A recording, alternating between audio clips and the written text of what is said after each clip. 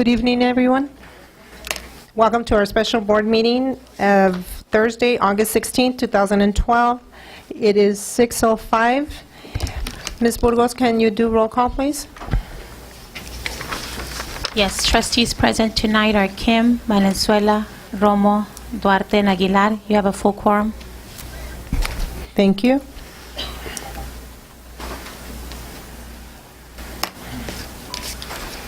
Mr. Cuevas, can you lead us to the Pledge of Allegiance, please? Hand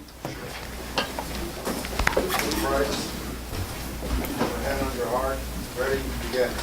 I pledge allegiance to the flag of the United States of America and to the republic for which it stands, one nation, under God, indivisible, with liberty and justice for all.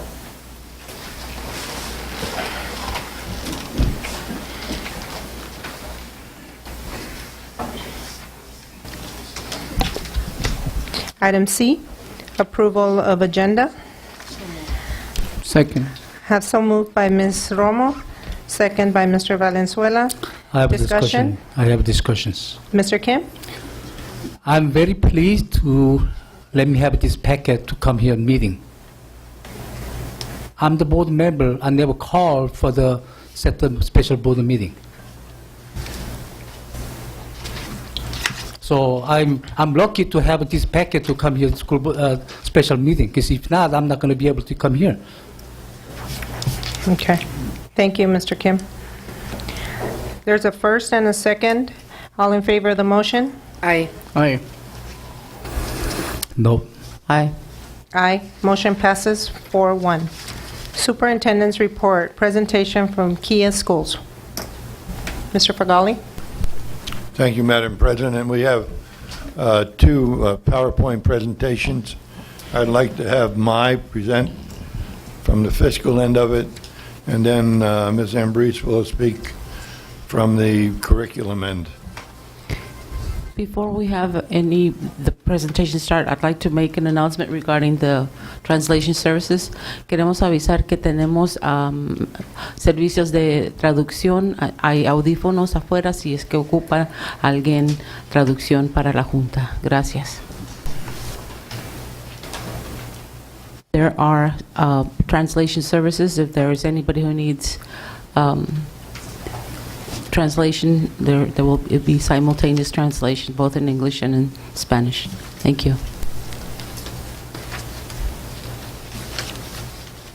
If you have not received one of these, if you need a translation, please, we'll get you one.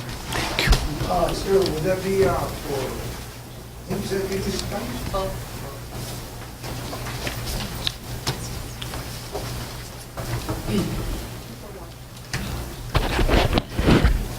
Excuse me. Good evening, board members. As per the superintendent's request, I'm going to talk a little bit about the KIA program and how it relates to our budget.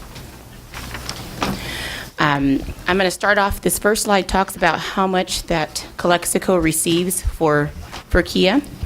Well, for Rockwood Elementary, Calexico receives about $343,737, of which $293,737 can be used for salary and benefits, and approximately $50,000 can be used for professional development. And that's based on an average of 40 hours of professional development per teacher in the program at that particular school site. Also, broken down for mains, this is what we receive from the state, $227,853, of which the $197,853 can be used for salary and benefits, and for the professional development piece, approximately $30,000, which again is based on that average of 40 hours of professional development per teacher at that school site. That's a part of the program. How many teachers are needed at the QEIA schools? Now, this is based on the enrollment figures that I had, and it's broken down by the grade level, starting with kindergarten through the 6th grade, as well as per grade level. I've broken it down as to what the ratios are needed at that grade level per classroom. So as you can see, for kindergarten, the ratio is 20 to 1. For kindergarten, 1st, 2nd, and 3rd grade at Rockwood, the ratio is 20 to 1.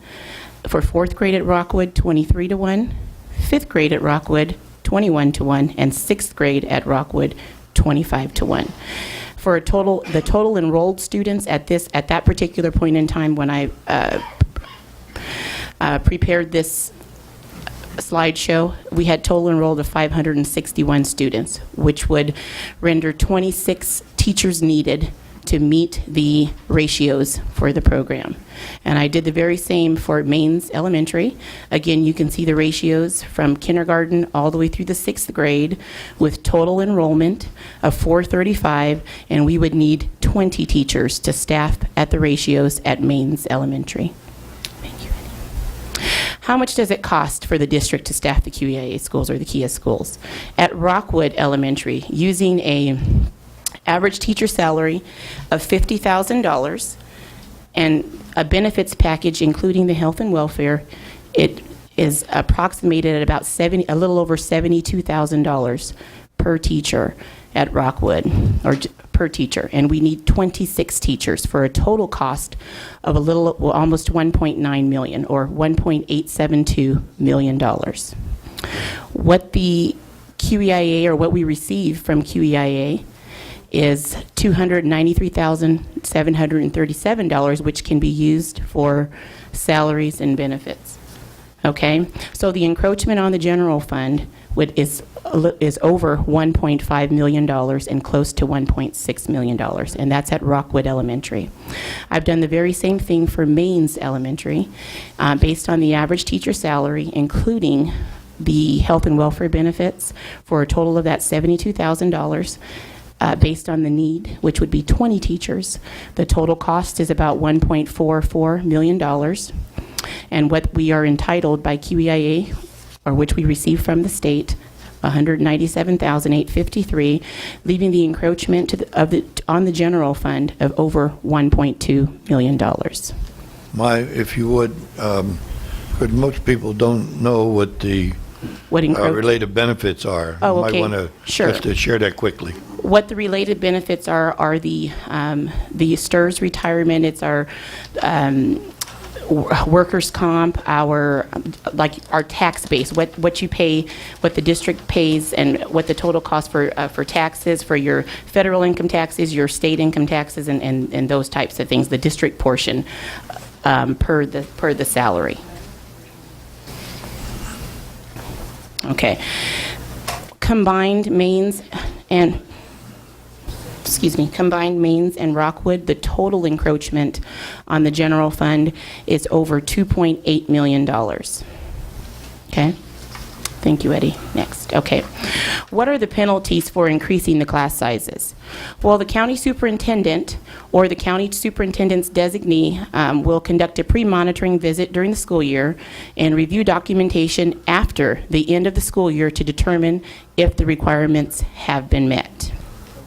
If the county superintendent determines that the school has not met the requirements, he or she then notifies the superintendent of public instruction per Education Code 52055.740C.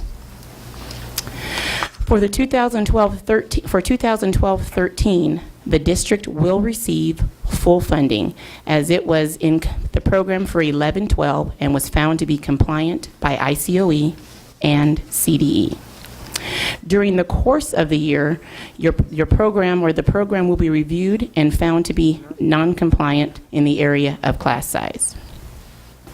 ICOE and CDE will notify the district of non-compliance and will either provide an opportunity to become compliant, or we will be noticed that due to the non-compliance of the district, it will be exited from the program on June 30th, 2014. And based on a little information that we received earlier today, it actually will be in the 14-15 fiscal year, okay?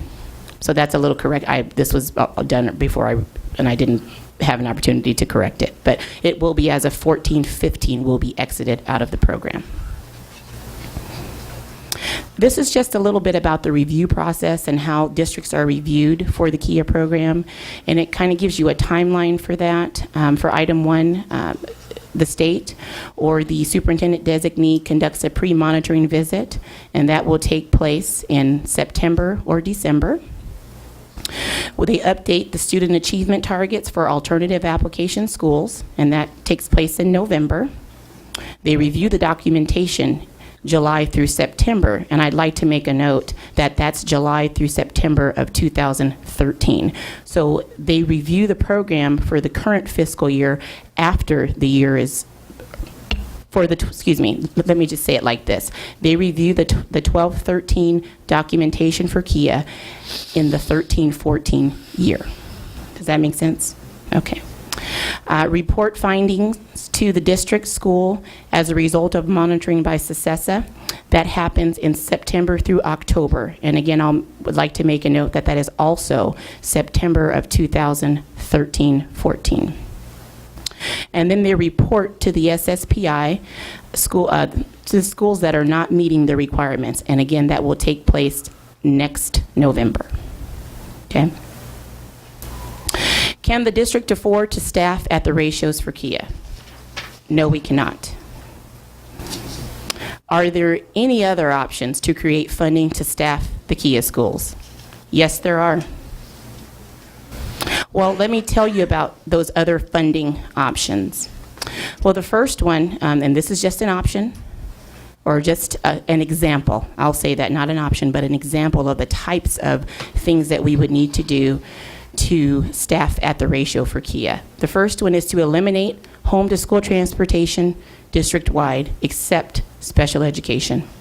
And with the savings that would render the district is approximately $750,000. If we closed a school, we would save, or we would be able to save $400,000. If we reduce classified staff, due to the fact that we are allowed to give them a 45-day notice, we could save approximately $800,000. If we eliminated district-funded sports, we could save approximately $253,000. We could also increase the substitute teachers district-wide to accommodate the KIA schools. And I don't have at this point, I don't have anything, or I didn't have a specific number to quantify that. My recommendations. And my personal comments. The district is doing everything it can to maintain an approved and balanced budget. The district understands that there are needs for additional staffing and is doing the very best that it can. If the November tax initiative passes, the district may be able to hire additional staff district-wide. To start school, staff to the contract at all levels and at all locations. Are there any questions? Yes. Ms. Norma? Yes. Yes, I do have a question, if I may. It's my understanding that there's possibility to fund KIA through Title I. Well, at this current time, we are budgeted completely in Title I for instructional aids, and there is a specific criteria for Title I. Let me start off with that. There are certain ways that we have to spend Title I money. A large portion of that goes towards professional development. There's a large portion of that we fund a portion of our instructional aids out of that.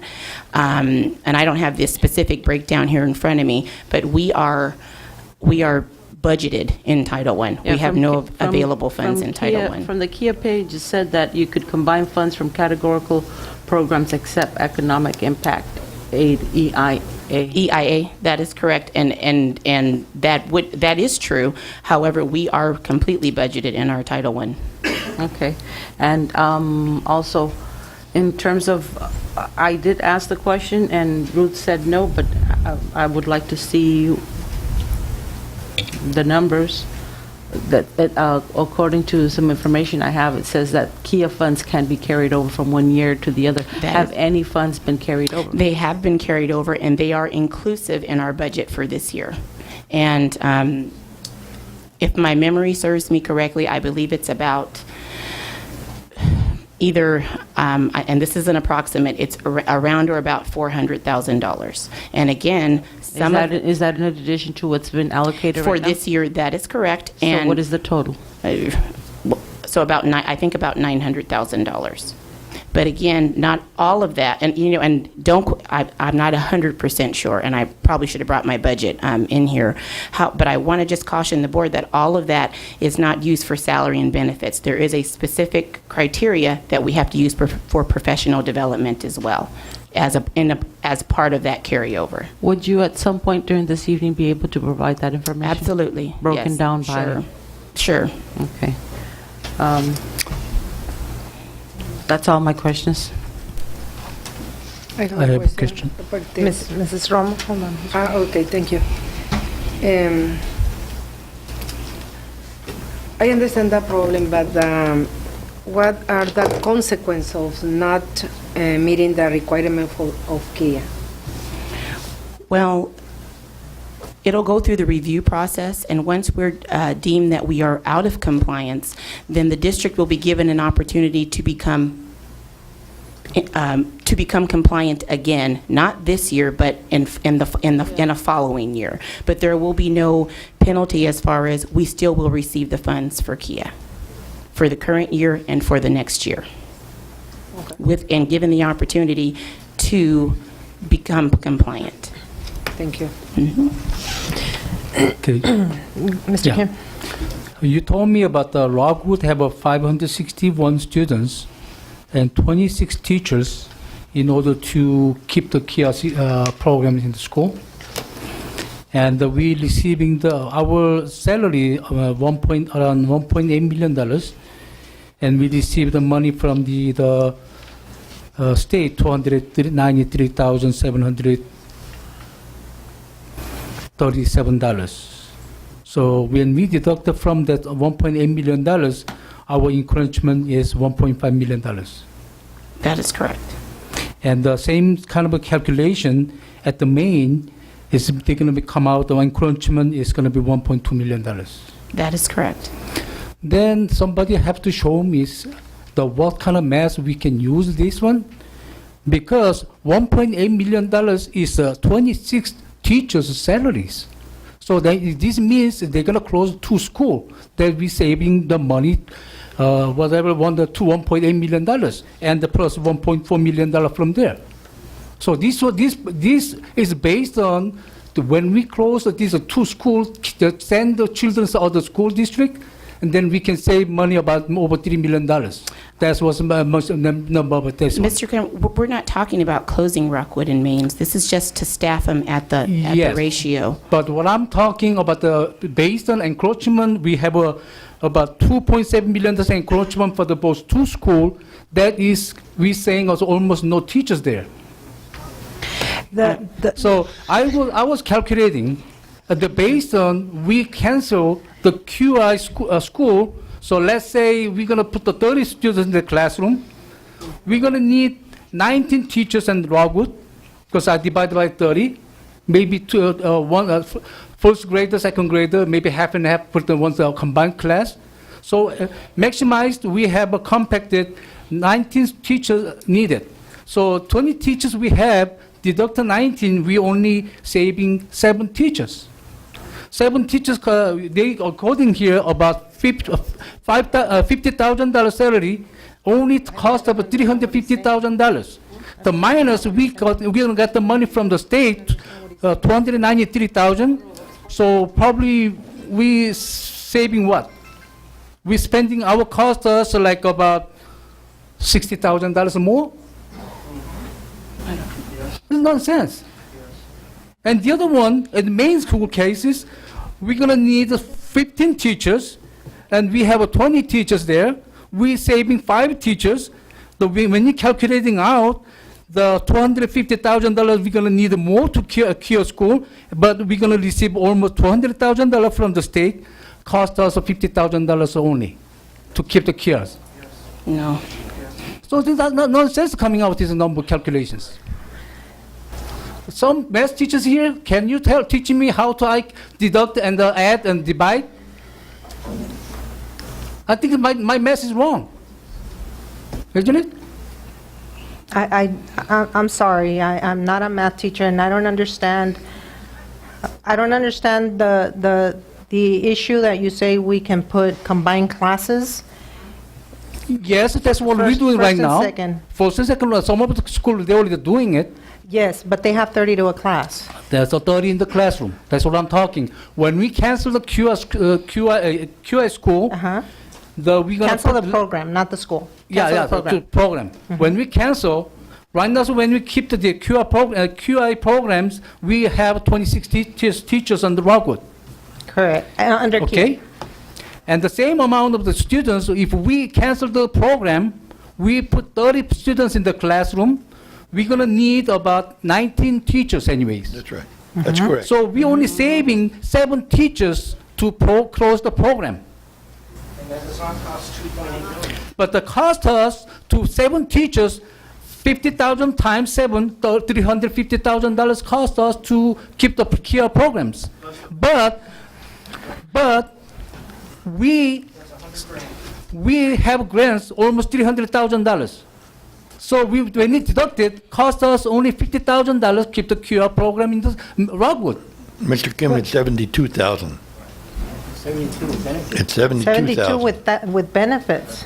What's mean 72? It's 50,000 plus the 22,000 of benefits, health, medical, dental, and any other STRS. STRS and all Okay, that. we have a lot of teachers who pay for under $40,000. No, sir. No. We don't.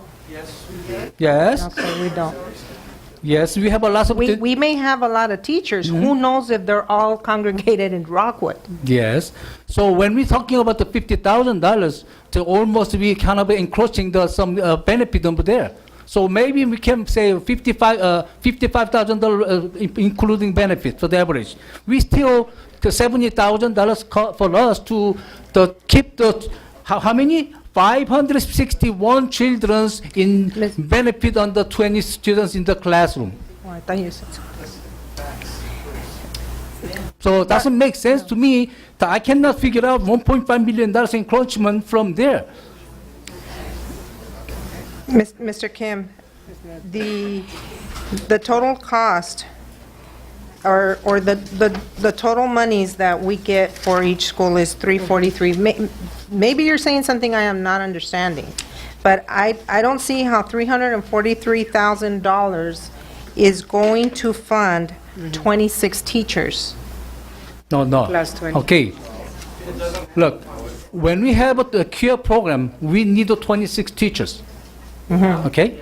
Then if we cancel the CURE, we're gonna need 19 teachers because we're gonna put the 30 students in the classroom. So 19 teachers, we're gonna need it.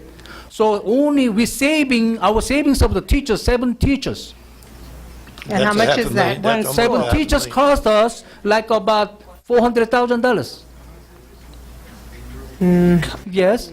Cost us or No, cost us. Cost us. Cost us, in order to have 7 teachers more, cost us $400,000 with the benefit. It's closer to 500,000. $504,000. Well, I don't know, we have lots of our teachers paying under $40,000 or $40,000 or little over $40,000. That's why I was asking. Okay? So, That's because you don't know what teachers are there. so I'm counting like a little over $55,000 average cost us to have a teachers, including the benefit. And going to be cost around about $400,000 to keep the 7 teachers in the school.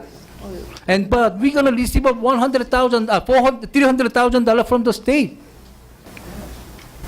So saving us to maximum, saving us like 70,000, 100,000 for the keep the 561 students in good condition of the educations.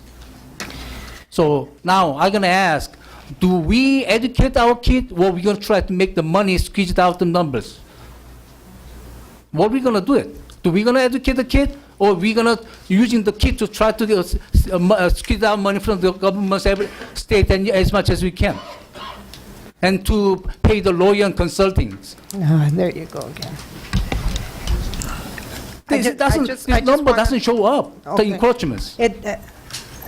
What you're saying, Mr. Kim, I would have to sit down with you and listen to you carefully, because Yes. I still don't know where you're coming up with the additional teachers. No, I mean, okay. I don't understand if you're saying, let's do away with Kia and continue with regular classes, just like at every other Yes, school mhm, site, or continue with Kia and continue with the 20. Okay, You're saying yeah. to let it go. No, continuing the 20 in the classroom cost us about close to probably, let's say, $375,000 cost us more. But we're going to receive $300,000 from the state. But we don't That's- receive them. And Yes, that's we already received. included, that's above and beyond that. If you look on the sheet, it's already included what the entitlement from the state is. No, you're Yeah, not it talking is. about this. You're talking about different type of the math. Our cost us is 26 teachers, $1.8 million. That's our cost of keep the teachers. But we only receiving $293,000 for the CURE program.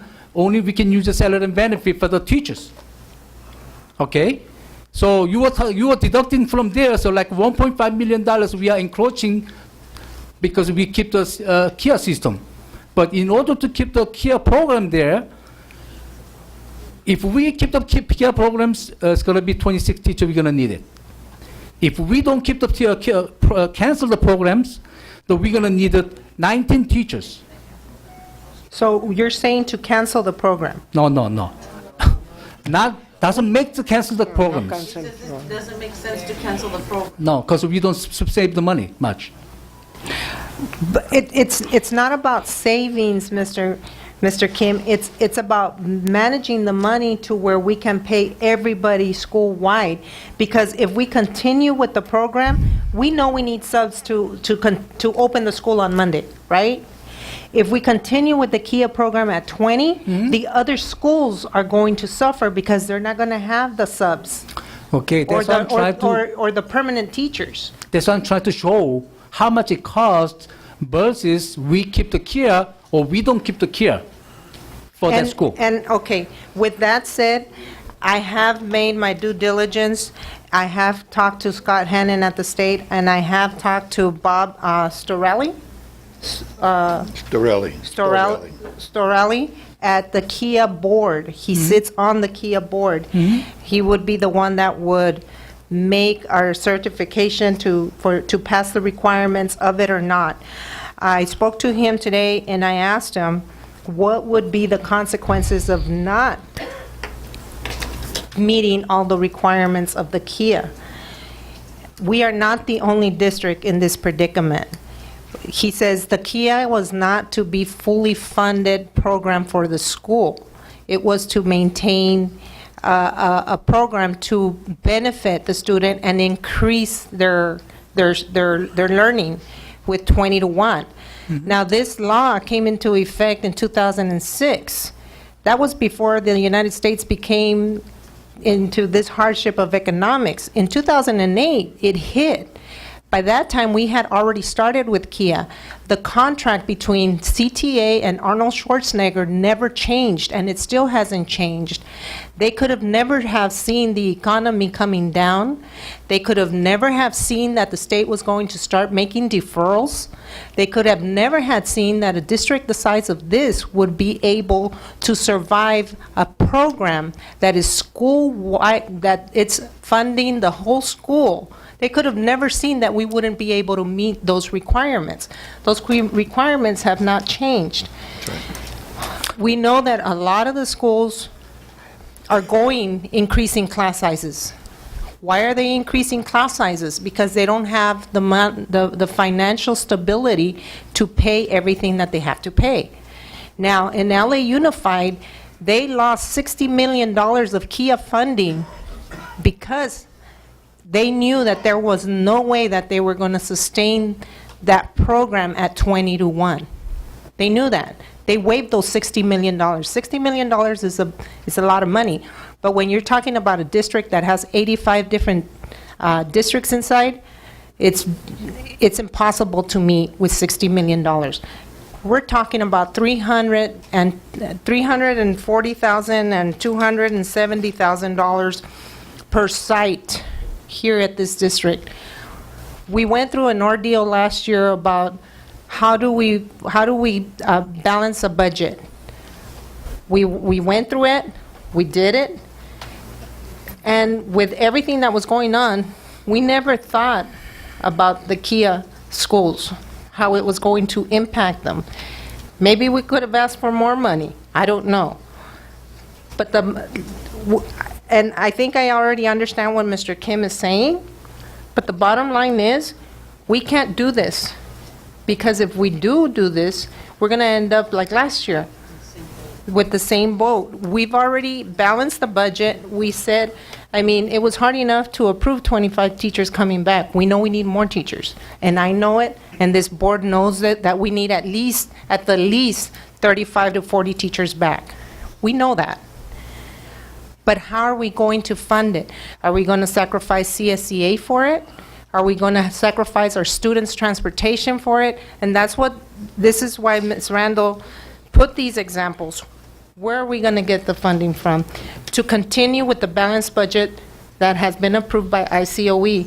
Because we had to show that we were going to be able to meet next year and the following year. So if we, Okay. now these numbers, the $2.8 million, are not included in that budget. They're not. No, yeah, you're talking about the additional. Correct. Yeah.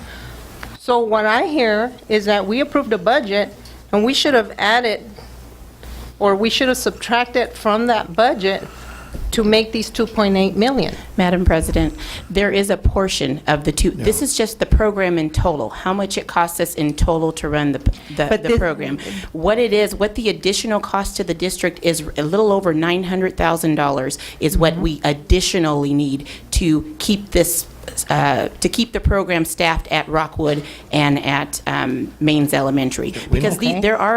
we have budgeted to the ratio of the 30 to the class size, the 30, not the ratios of the 20-to-1 and the 21-to-1 and the 23. If we want to, this is just a program overview. If we want to keep the schools staffed at those ratios, we're looking at an additional anywhere between $800,000 and $900,000 that is not inclusive in the budget. That's right. So, okay, so, That's the difference between what Mr. Kim was saying, the 19 and 15, the 34, and the listed 46. So that's at least 12 teachers. We were looking at 13 in our projection. Right. So 13 times 70,000, use that as a logical number. Because remember, the older, not older, more experienced teachers are the ones that are back, so their salaries are up. And if 70,000 times 12 is 840,000, times 13 is 910,000. That's what we don't have. And the other thing is, the letter that you all received today. well, we don't even want to Ms. talk Mallory, about that. well, that's, Actually, we should. No, that- yeah, that- but, I gave mine, may I have that back so I can read it? If we were to do something like that, Mrs. Mallory sent the board and me a letter today, in effect threatening to declare our budget negative and not accepting this year's budget. That last two paragraphs, Ms. Harvey, I shared with her the letter. I think I have it here. Okay. So let me ask this question. The $900,000 that we would Thank have you. to put aside, that would be the 900, if we had the money to put the $900,000, then we can forget about the extra teachers that we were going to bring, correct? In To fund, essence, to put into the other schools that are needed? Yes, and- So for a program that only gives us this amount of money, the high school's going to suffer, Wheelie's going to suffer, Camarena's going to suffer, all the other elementaries are going to suffer just to continue this program. Yes. Okay. Okay. I agree, in a way, I agree with your acknowledgement you about the cure programs, that they're gonna the school district has to put some money portion of the Keep the Cure programs. I agree with it. But luckily, we not other big cities school district. Why? Because the big city school district, or like us, we still receiving same kind of portion for the Cure programs. But cost of the teachers, we are a lot less than other school district. That's why that doesn't cost us much. It's about 2 schools cost us around $150,000. We can keep the school there. No. Cure program. Of course, it's 900,000. No, sir. Here's 12 teachers only differences for 2 schools. No. It's an additional 900,000, approximately 900,000. So Keep that it means like a 13 teachers, 12 teachers, That's $900,000. So the 70,000 times 12 is 840. I projected 13, which made it 910. That's from the usually- 50,000, now you're saying 70. 72,000. No, 70,000 include the benefits. We have over 13,000 for health. The STRS is about 8%. On 50,000, well. The total related benefits about The total 16 related benefits Right. equal about 16%. So if you look at the 50,000, you have to add another 8,000 plus the 13, makes it actually over 70,000. But it's always, let's say 900,000. The other thing that you But we're need going to to- receive about $500,000 from the state. that's over and above. No, I don't think so. Mr. Fennell, can you go into the letter? Sure. Okay. This is from Mrs. Mallory, sent to the board today, and to me. I won't read the whole thing, but I will read the last couple paragraphs, the one where she is, in effect, threatening us. It is my understanding, it talked about the EAAP case, where we have $1 million that we're trying to resolve the waiver. It is my understanding that prior to August 14th, the governing board authorized the rehire of 31 laid-off teachers, even though it was aware of the possible loss of the appeal in AAP case numbers 1117. If this is inaccurate, please advise me of what the governing board acted upon to recall layoff teachers. Also, please submit to me a complete report on the status of the appeal in the AAP case. If the district loses the appeal, it will be virtually impossible for the district to pay the penalty, as Mr. Calderon asserts. And at that point, should I withdraw my approval of the district 2012-2013 budget? It is my understanding that the Education Code 41344, et cetera, allows a repayment over a period of up to 8 years. Is it your understanding that the repayment, if the district loses the appeal, must occur in 1 year? Is it the district's position that even a repayment over 8 years would result in the district suffering severe economic consequences? I replied to the letter. I said, number one, we only returned back the 27 that had been approved, 25 in the budget, 2 to special ed that she had previously approved, and the 3 that we had a retirement and 2 resignations after this point. So what we did was fill 3 positions that we had already budgeted. I also indicated that if we were to lose the appeal, that we would be paying it the $1 million in a small interest rate over the 8 years. If the initiative passes this year, we will have recouped. Hopefully, they will give us credit for the additional 5 days for this year. So we may not have to pay anything. But the fact that she's even considering it is something we need to worry about. Thank you. The other thing that I shared what some of the staff did and get to talk to all of them. But one of the things that bothers me, to bring back 13 teachers to resolve this issue, what about all the rest of the students that are having the 30 and 32 and 34? And if you're a parent of that student, and we can bring back 13 teachers to spread out through the district, that would help more than one group. But to have one group resolve to 20 to 1 at grade one, K3, and then a little bit more in 4-6, and the other ones are at 34 to 1. I'm sorry, but if I were a parent, I'd be a little annoyed by that.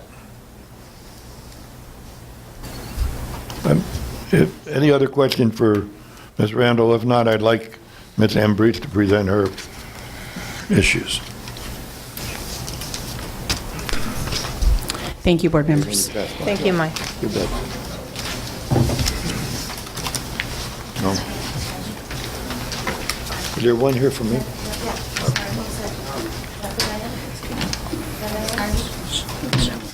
Mr. Forgelli, even you said on $70,000 for the salary benefit together, cost us $440,000 more for to keep the 1,000 students in the good condition of education. I said 900,000. No, sir, because we have to deduct the 500,000 from the state to giving the money to us. That's already included in our present No. budget. Yeah, it is. Go ahead, Ms. Ambrose. My question. Good evening. It was requested to bring up the achievement scores for the two KIA schools in the recent years since it started the KIA program. I'm under the understanding that the KIA program was implemented at both Rockwood and Mains beginning the 2007-2008 school year. The board members have a copy of these slides. So if we go to Mains, prior to KIA in 05-06 and 06-07, you can see that there had been a growth of about, I guess, 70 points or so. Maybe, I'm not sure about my math here, but from 624 to 706, between the 05-06 school year and 06-07, prior to it being a KIA school. And then from 706 to 699, there was a slight decline between 06-07 and 07-08. But after a full year of KIA, you went from 699 to 698. There was a slight decrease. And then 09-10, obviously there were no scores for that year. That was the year of the earthquake. And then last year, when we got our first set of scores after the earthquake, it went from 698 to 728. So there's a growth of about 30 or so points there. In order for Mains to have met one of its AYP criteria, it's to meet the API, the Academic Performance Index.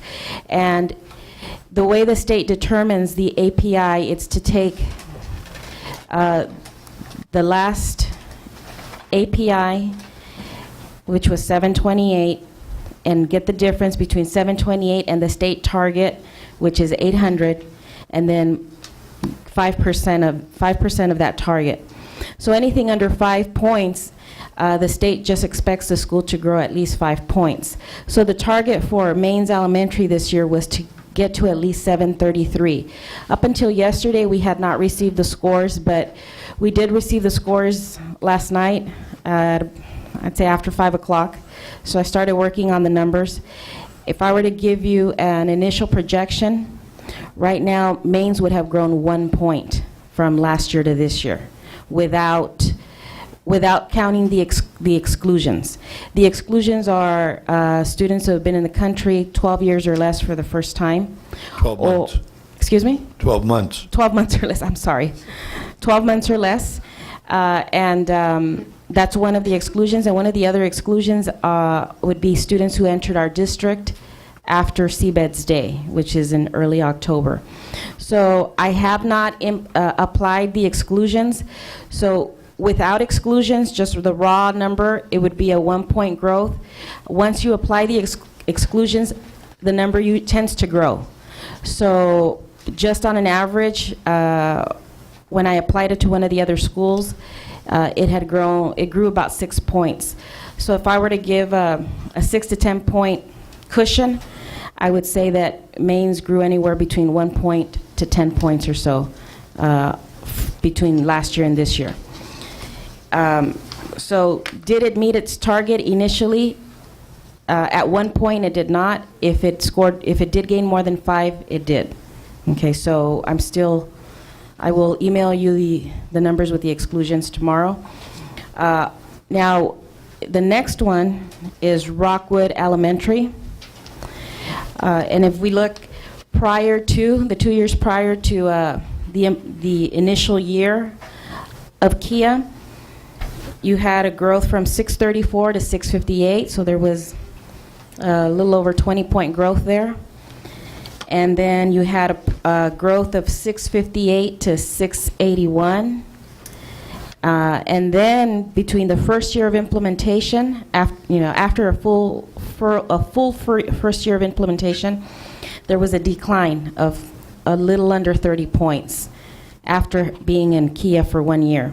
Then the second year, obviously there were no scores in 09-10, but between the 08-09 and the first year, full year after the earthquake, there was a significant growth of over 60 points between 08-09 and 10-11. And that was the greatest growth in the district that year. Okay. Now, in order for Rockwood Elementary to meet its target this year, it needed again to grow at least 5 points. And without the exclusions, just the raw numbers, right now I'm projecting that it would be a 9-point growth. Okay. With exclusions, I'm expecting the number to grow a little bit more. But again, did they meet the targets? I'm not aware yet, and these are just projections. The official numbers do not come out from the state until, they're not going to be posted on the state website until I believe October the 3rd.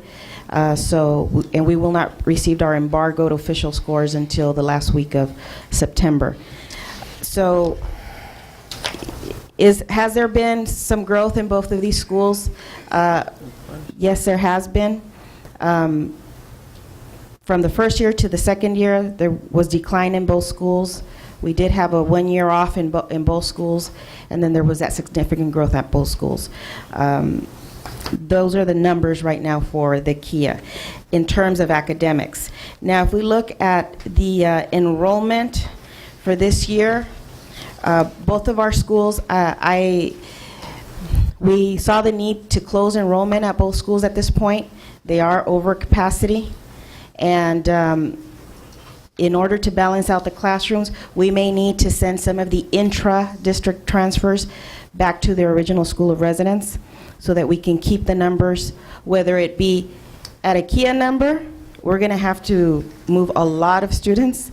And if it's a non-Kia number, we would still have to move some students out. Right now, the numbers that you have from Ms. Randall earlier showed a lower enrollment at Rockwood. Right now, it's as of this evening, they have 594 students enrolled. And at Maine's, they have 460 students enrolled. So our enrollment there is at capacity.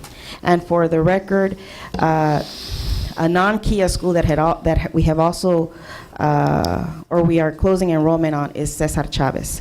We are no longer doing the intra-district request right now because we are over capacity at all the grade levels.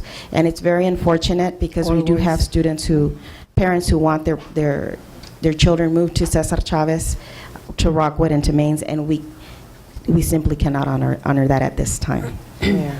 Okay, any questions? I have questions. Yes, ma'am. You mentioned the enrollment.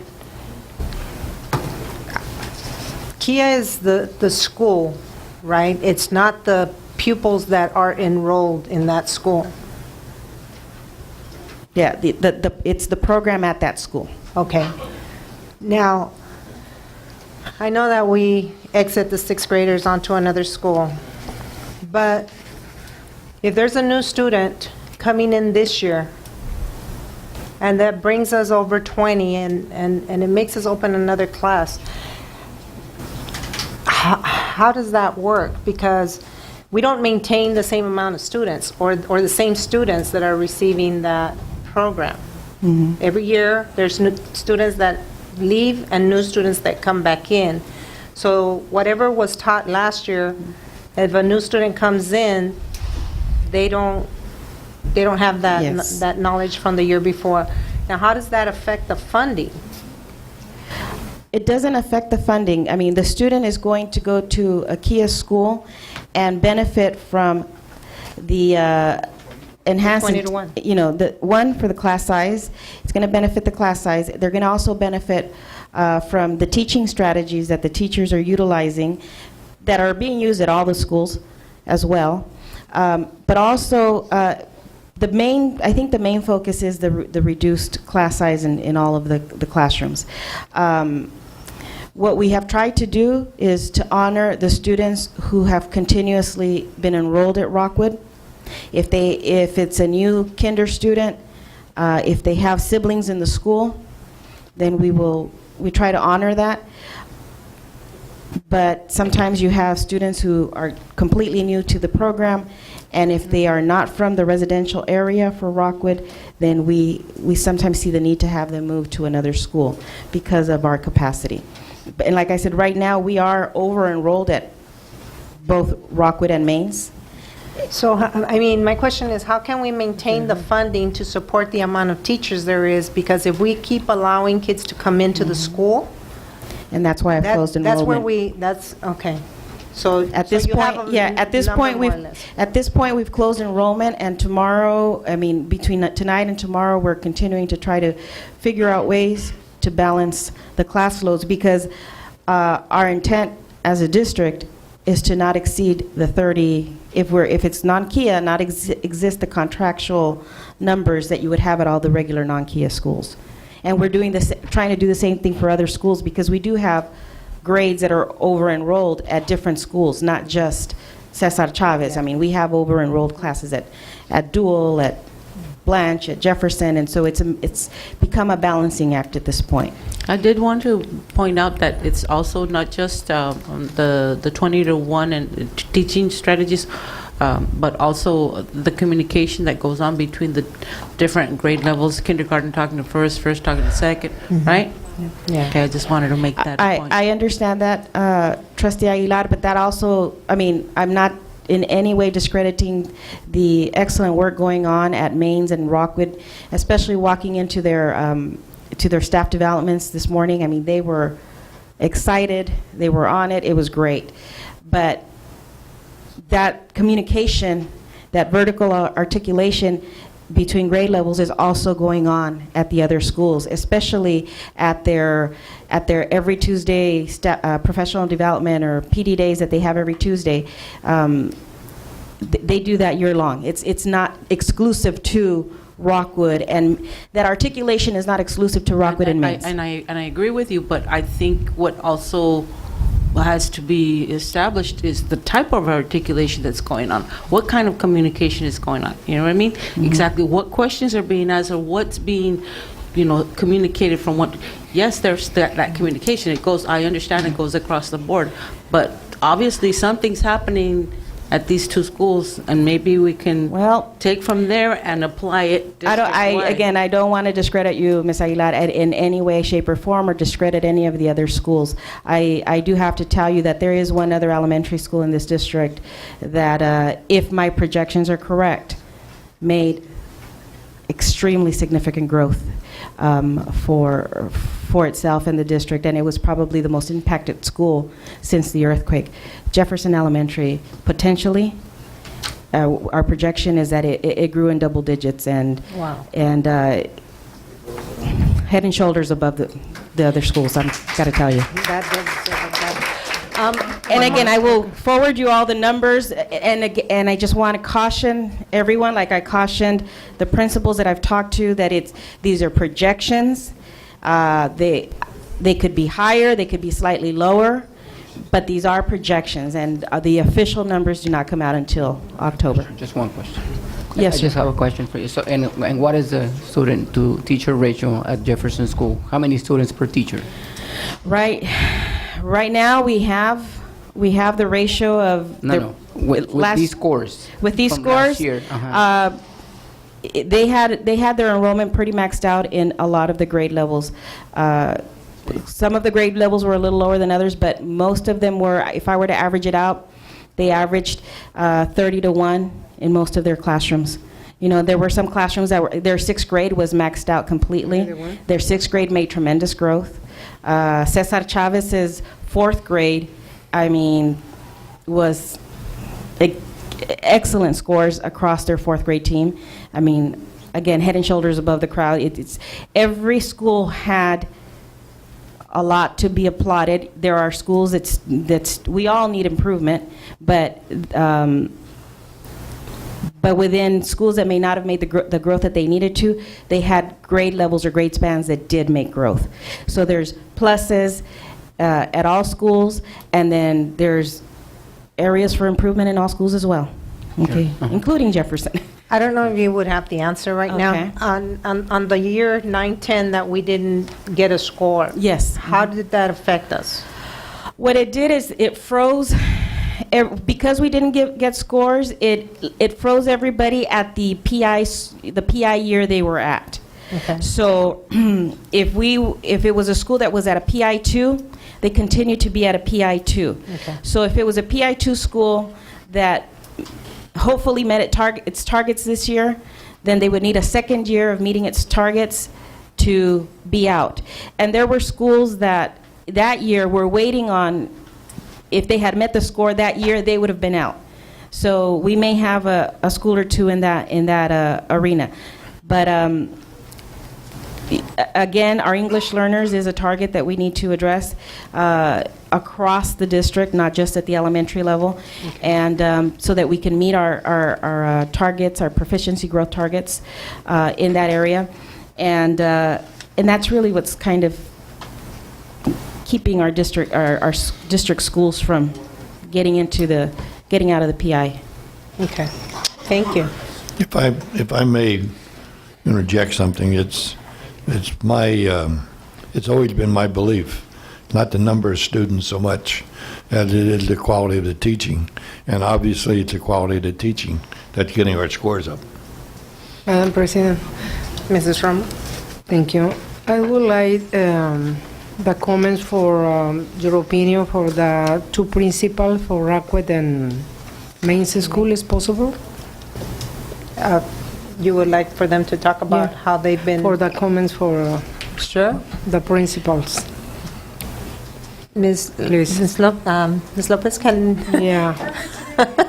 Sorry we didn't prepare you for anything, but Thank that's when everything comes out better. Thank you.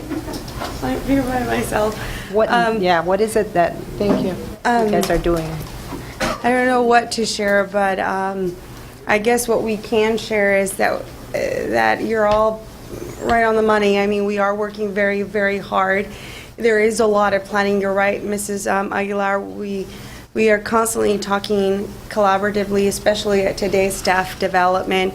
We're eager beaver to hear scores. This is our first time hearing our API. One is better than negative, right? And so we're hoping that with her numbers, they go to 10. And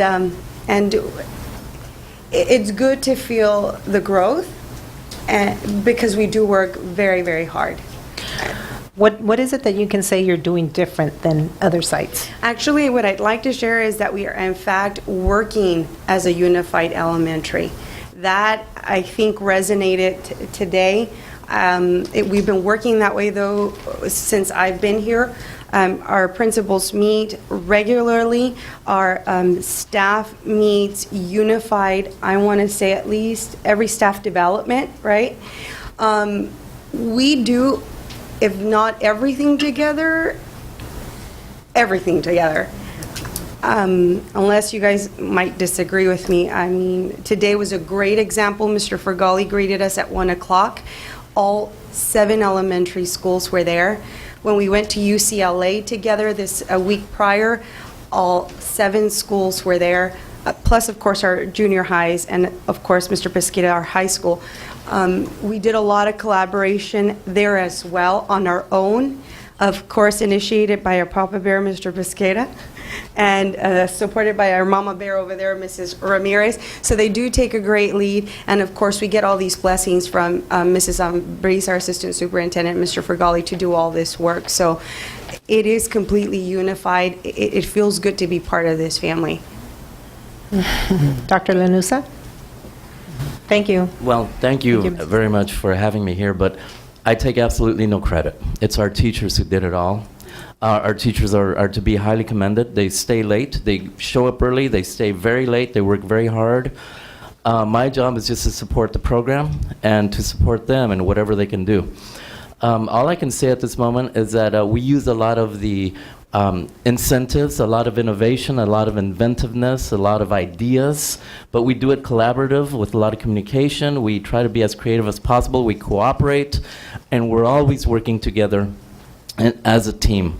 One of the things that definitely I could say is that we are doing a lot of after-school tutoring programs. Whether or not they get paid or not, they are after-school doing tutoring programs.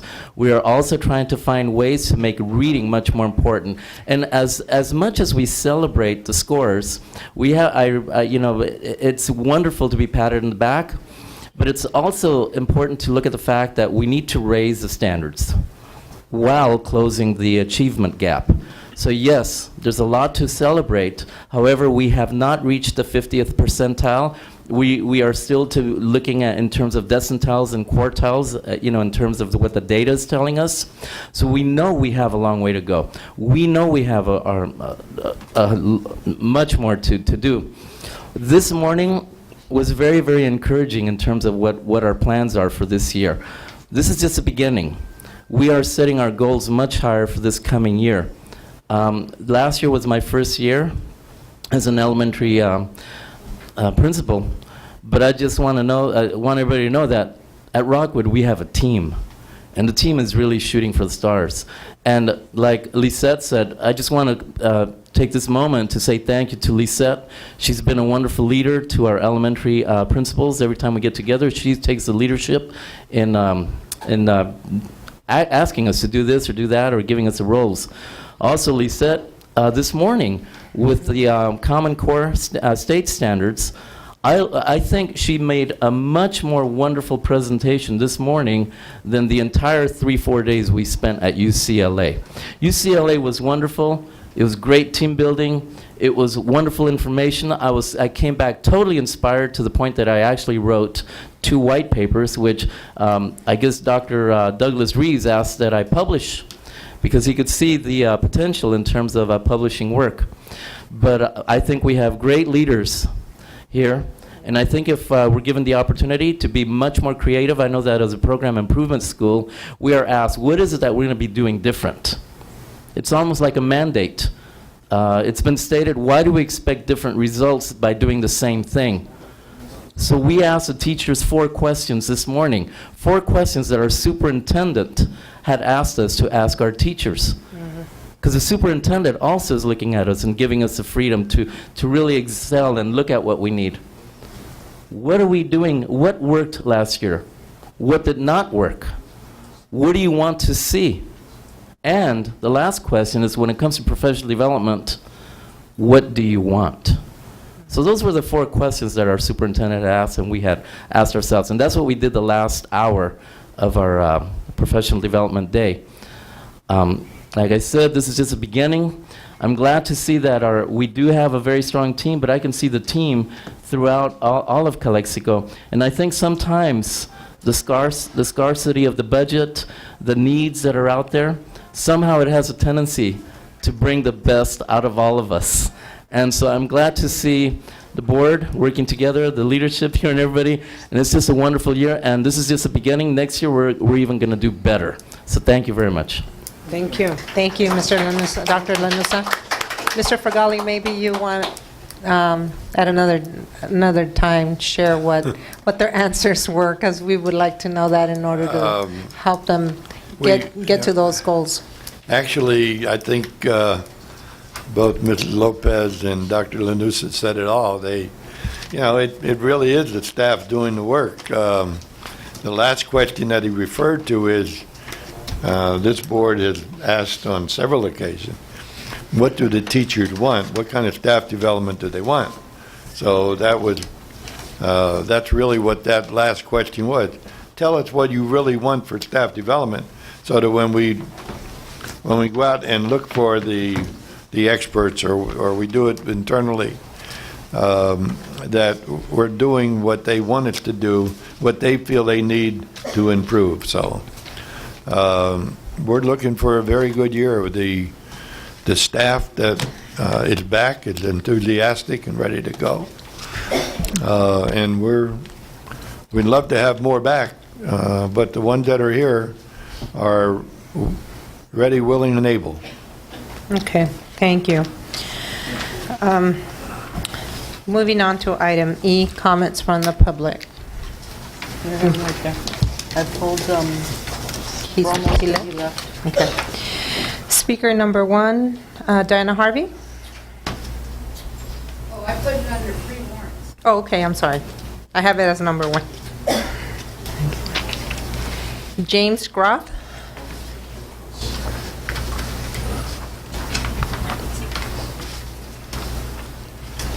Good evening, trustees and superintendent. My name is Jim Groth. I'm a teacher in Chula Vista Elementary District, and I sit on the CTA Board of Directors. Thank This you. tonight is not about politics. This is about students.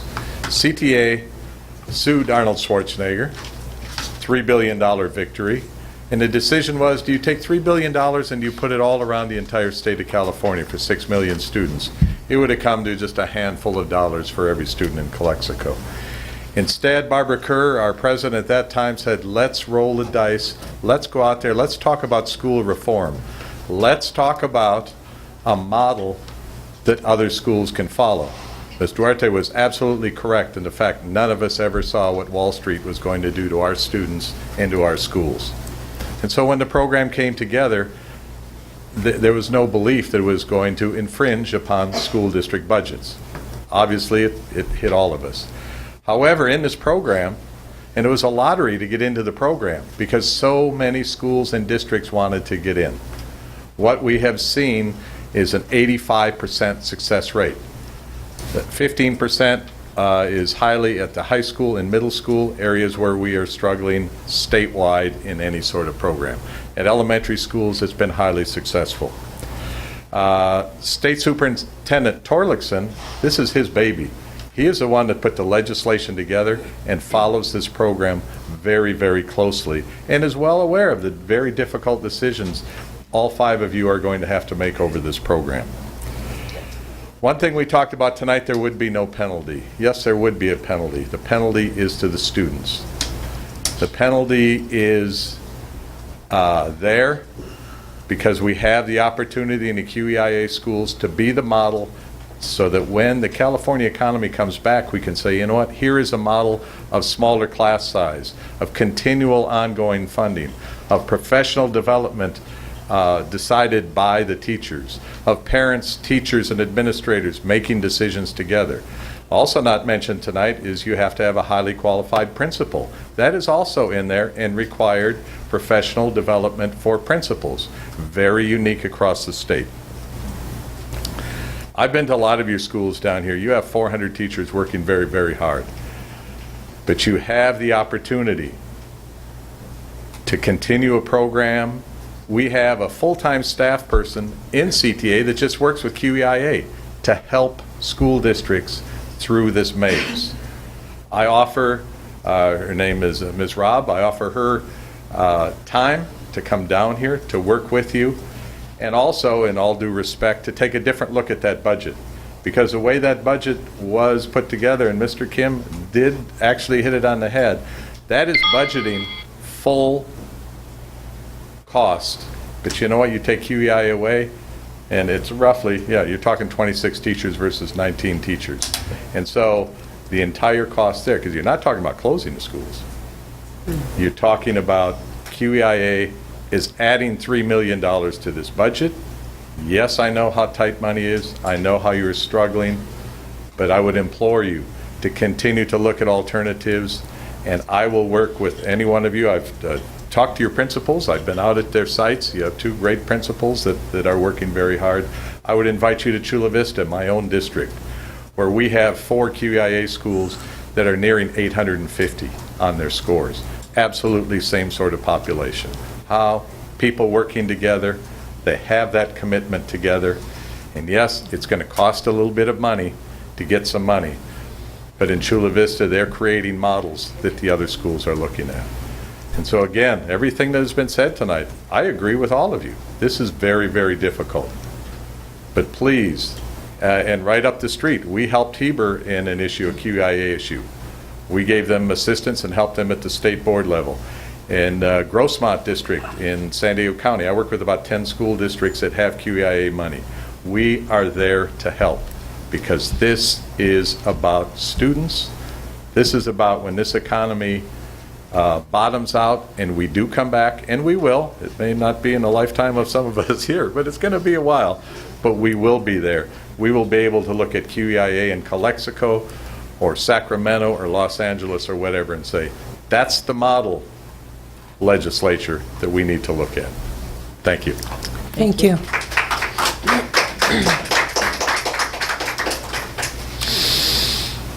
Chad Cooper?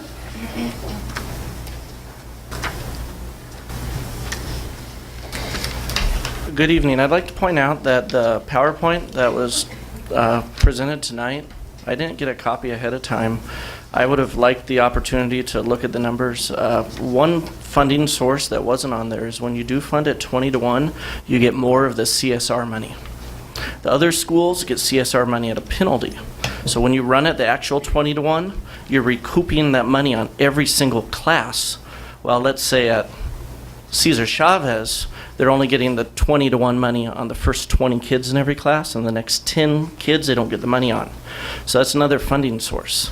So please take a look at that. And as Mr. Kim so articulately said was, this is being co-funded. You're going to have to purchase, that's the wrong word, hire, invest in teachers at that school, regardless of whether there's QIA. We're going to have to, by we, I mean the district, you, the school board, are going to have to fill out a form that says how you spent the QIA money.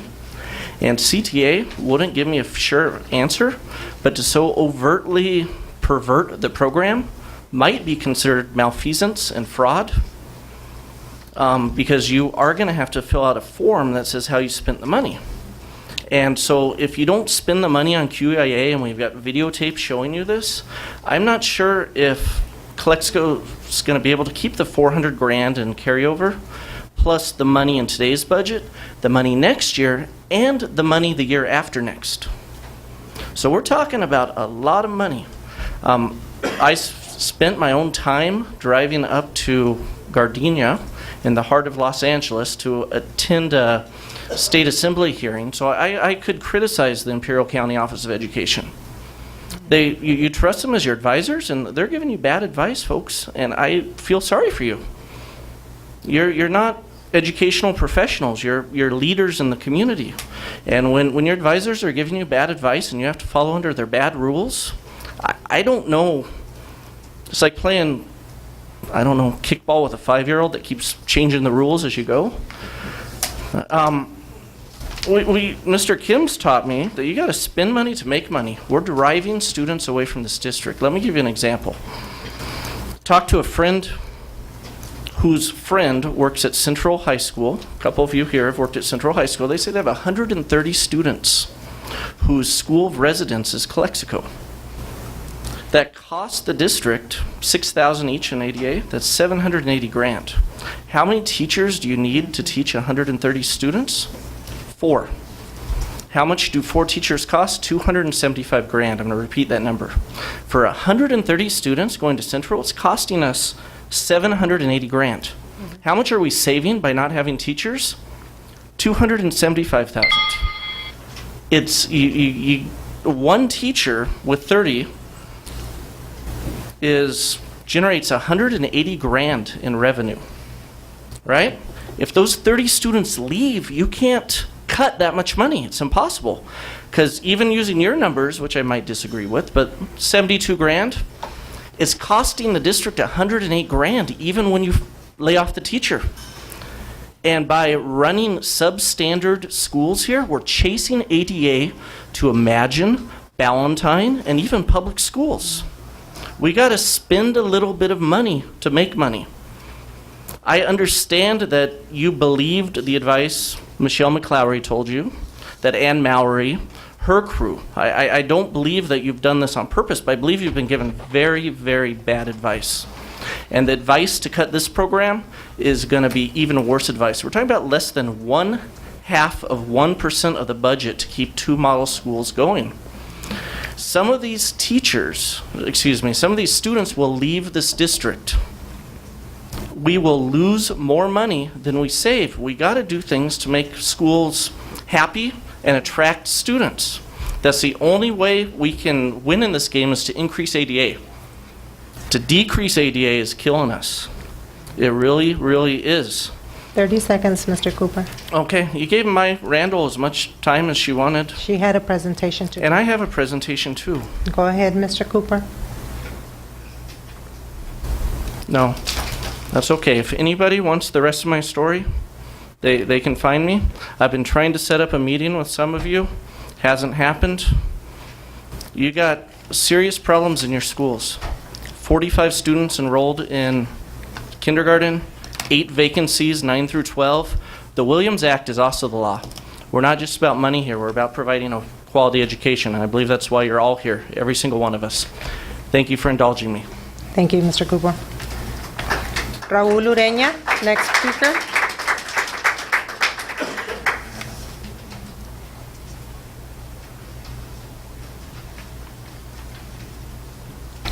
Thank you. My name is Raul Ureña, and I'm here to comment about the form in which we comment on line items.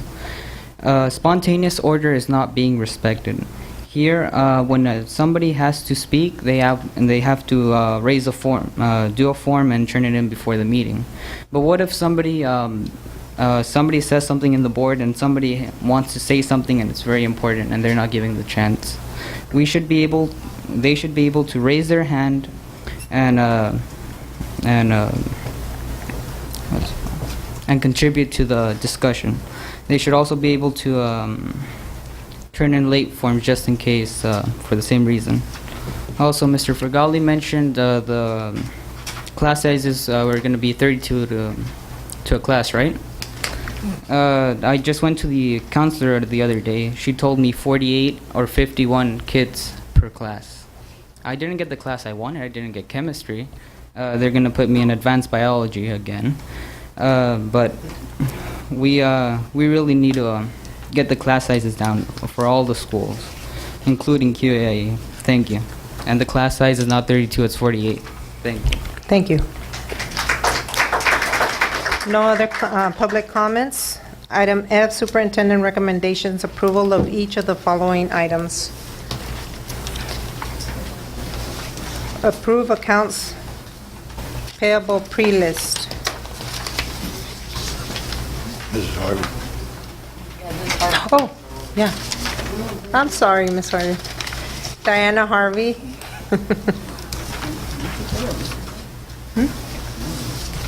Oh, it's okay. My name's Diana Harvey. I'm a member of this wonderful teaching staff that works here. And I would like to talk to you about the approval of the budget for 2012-13. I requested from Public Records, from Mrs. Mallory, the copy of her letter to you, to the board, saying that she's approved the budget because it satisfies the state standards and criteria for fiscal stability. However, she does say, and this is my point, that it's imperative that the board very carefully monitor all expenditures and not authorize ongoing financial commitments without great scrutiny. I had to sit, as Raul Ureña pointed out, and listen to the presentation for the refinance of one of our loans. It's called the COPS loan. We owe $5 million, and the district is going to, you approved 4-1 to refinance the loan and add $4 million in interest. And the loan, right now, the balance is $5 million. You're going to add $4 million interest. But and that's so that the payment will be lower. That's wonderful. Okay, I can see that. But when I looked at the contract and it said we're going to pay the gentleman that was here that made the presentation $65,000 fee, and then we're going to pay all of his per diem expenses, whatever they are. We're going to pay lawyer fees, whatever they are, and then we're going to pay an agent to cover whatever cost he has to do the loan. Now, I just watched how we were watching very carefully, and I listened about the QEIA money. But you approved 4-1 to spend all that money, and I don't know how much ahead of time you had that contract to look at. And that contract, I think, is going to turn out to be a very expensive proposition, and not just the $65,000 fee to start the process. Now, I assume it's been signed. There goes the money.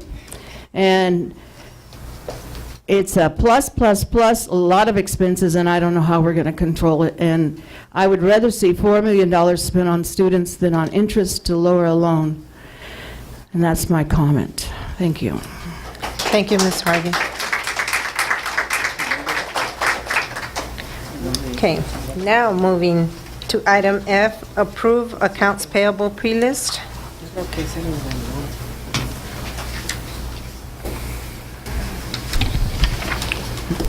Do I have a motion? Motion to approve. Motion to approve by Mr. Valenzuela. Do I have a second? I'll second. I have a second by Ms. Aguilar. Discussion? Discussions.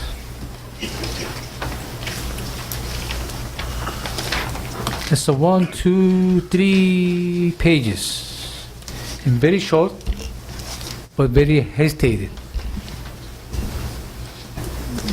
We paying Angelica Tejechea $10,000 through the revolving fund,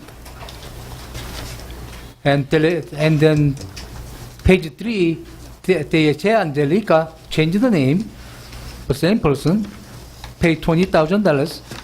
So which is $30,000 contract we had, we pay to that person. We contract him with that person as a lobbyist, and she never been lobbyist at that point. She's been not registered as a lobbyist. When I asked Mr. Fagali about the lobbyist, but she wasn't. She wasn't the time we contract. She wasn't the lobbyist. She wasn't registered state neither. Actually, she did this March, I believe. March or April, she put the application. I don't know if the application gone through or not. We gave her contract last year without she's the lobbyist, we gave her the lobbyist contracts. And now we paying, I don't know why they have to change the name. One is Angelica Tejechea or Tejechea Angelica. I'll answer that question for you, Mr. Kim. It's $10,000 and $30,000 we pay. It's the same, it's a part of the same contract. What the issue is that the district had issued Angelica a revolving cash check for $10,000 back in the beginning of the year. And in order to reimburse our revolving cash account, we need to make a check payable to the revolving cash account. So the check that's made out to CUSD is to reimburse the $10,000 that we paid her already, and the $20,000 made payable to Angelica Tejechea is for the balance of her $30,000 contract. So the only payments that she will receive is to her contract, which is the $30,000. But that contract is bleached because she lied on the contract, and we gave her a contract as a lobbyist, as a registered lobbyist. So she's not. She wasn't the lobbyist. She was never hired as a lobbyist, Mr. Yes, Kim. contract was as a lobbyist. And she did provide with a copy of her lobbying license or certificate, whatever. No. Whatever. We do have one, Mr. Kim. No. We have for the after I raised the question, she couldn't provide it. So she applied the application this year after she got our contract. hired as a lobbyist. She was not hired as a lobbyist. Okay, as the contract says, as a lobbyist. Excuse me. The Okay. contract does not say as a lobbyist. She was Yes. not hired as a lobbyist. Okay, She Mr. served in the function Okay, of so I understand you guys have got try to give the Mr. Kim, do you have pay a to- question on the payment?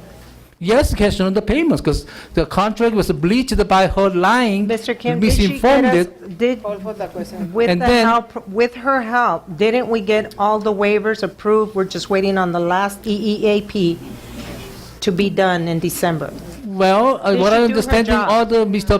Perez was the, came to the school, the ICOE to pushing to the ICOE and Mallory to approve all the waiver too. No, sir, Miss Mallory was not helping us with the waivers. Ms. Angelica Teaeche is the one that walked us through and got us the appointments with the people that we needed to see, and she made the waivers happen, Mr. Kim. We would have been in a deeper situation right now. Is there any other item? You've made your point on her payment. Well, again, I don't agree with you. That is your opinions, maybe four board members' opinions. I understanding you guys want to pay to your friends And to I pay understand, the bill. Mr. Kim, and I think this board knows your point. Can you move on to another one? The other one is the 010 fund. Now we have $8 million cash balance, day by today, or by yesterday, whatever.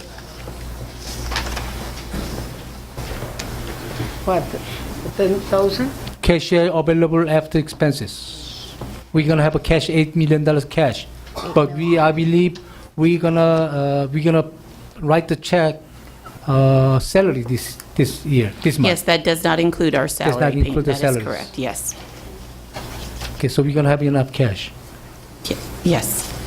So I believe I urge the board we have to careful our dollar spending. And the $30,000 we paying for the lobbyist as a lobbyist, was not correct ones. Okay, I call for the question. I have first a motion made by Mr. Valenzuela, a second by Ms. Aguilar. All in favor of the motion, say aye. Aye. Aye. Aye. No. Aye. Motion passes 4-1.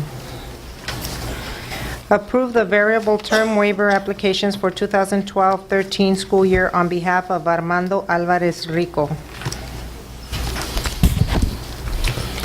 So moved. Second. I have a I question. have a motion by Ms. Aguilar, second by Mr. Valenzuela. Discussion? Okay, first of all, did we announce this position to recruit the person, the position person? Did we advertise it? Yes, sir. Yes, sir. So we couldn't get. That's right. They're very difficult to find. What is the subject was? Speech pathologist. Speech pathologist, correct. So- Okay, so how come I don't have a copy of the advertisements about the open We've positions? never, Once it's you- on the website. We've never provided individual ones. It's on our website. And it's also, Can we have any advertisement of the job opening? Can we have the email to us? They can go to I think EdJoin. that we giving. I think you can go to EdJoin and see that. just go to EdJoin.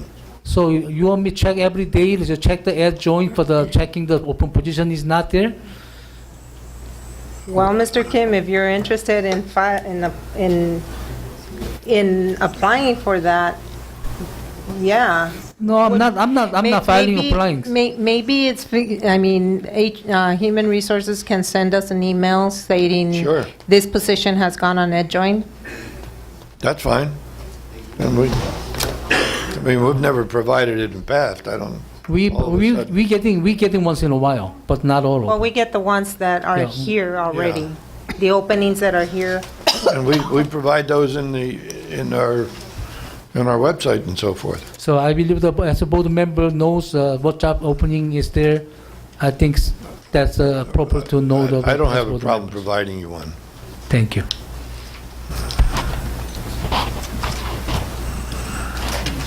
Okay, so I have a motion. Any more discussion, board members? No. I have a motion made by Ms. Aguilar, seconded by Mr. Valenzuela. All in favor of the motion, say aye. Aye. Aye. Aye. Aye. Aye. Motion passes 5-0. Approve the variable term waiver application for 2012-13 school year on behalf of Michael Anthony Davis. Motion to approve. I'll second. Have a motion by Mr. Valenzuela, seconded by Ms. Aguilar. Discussion? Same thing. Did we open the position, advertise it as joint? Okay, thank you. So we don't get any applicants for the positions. The only one that would qualify was Mr. Davis. Then why need to have a waiver? Because he doesn't have a full credential, he doesn't have a regular teaching credential, it's an ROP credential. And we need to get a waiver basically on an annual basis for that kind of a situation. Okay, thank you. Any other board member? No. Okay. I have a motion and a second. All in favor of the motion, say aye. Aye. Aye. Aye. Aye.